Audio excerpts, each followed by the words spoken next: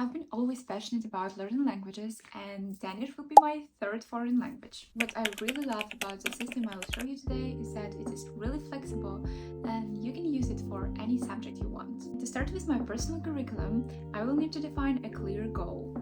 In my life, I use a 12-week system, so I always kind of think in quarters. So my goal for this quarter is to reach a 1 or 2 level in Danish. But to make it more fun, I like to create imaginary assignments. Assignments are very practical tasks that I'm really excited to do in real life. So to give you an example, a generic linguistic goal would be speak in basic sentences, but my assignment sounds like order a coffee in Danish. A linguistic goal is to introduce myself, but to make it more practical, I chose to tell my sister about my day from morning to evening. My sister also lives in Denmark, so she can understand Danish. And also just for fun, I chose to lip sync to a Danish song. And to actually reach my goals, I will need 3 things: a right tool, resources, and a schedule. Here I have a binder, and let me explain you my choice and maybe convince you. The ring system is a game changer for me because it is completely customizable. I also use this file effects organizer, which also has this ring system, and it is the best choice if you like personalize things and have everything you need in just one place. In a binder like this, you can add everything you want. I'm not finished with setting this up, but you can definitely order a pencil case that will be attached to your binder. You can also have folders to have your textbooks with you. Everything you will need to start is just grab this binder and start.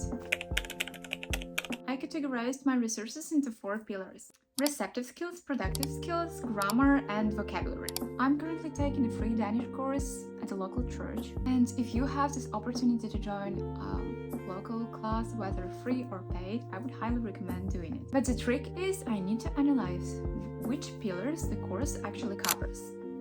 For me personally, this course covers grammar and speaking. However, it's not enough for listening and writing, since we have limited class time, so I will need to fill those gaps myself. For vocabulary, I keep it simple. I start with a frequency list. It's like those lists of most common words that are used in a language. I think you can easily find them on the internet for any language. That's what I did. I print this out, I put it in my folder. I will keep it opened on that page in my vocabulary section until I will be really familiar with all the words on this list. To make the words stick, sometimes I use apps like Note, so I can play flashcards when I'm in the bus or something. For grammar, I really rely on formal education for this, but with grammar I always remember that the goal is not to memorize all the rules, but to notice those patterns later when I'm immersed in language. For receptive skills, I would find funny YouTube channels that tailored to my level. So this could be music for kids or easy language videos, and also simple articles and social media posts that matches with my personal interests. For productive skills, I would choose shadowing first or sing along to songs I like. If I come back to my assignment of a lip sync, that actually makes a lot of sense to practice it. Sometimes I also like memorizing simple poetry in different languages. That's just kind of my hobby, but you can choose something you like to do. For writing, I love doing mini dictations. When you listen to a clip and writing what you hear without subtitles, and then actually check your mistakes and correct them. The final step that will make it all work in real life is schedule. As I mentioned before, I'm always planning on a weekly basis, but instead of pulling a random number of hours out of thin air, I would actually look at my calendar. So for me, that comes down to about 5 hours per week. And I know that 2 hours from this will go to my course, which I'm going to every Monday from 4 to 6.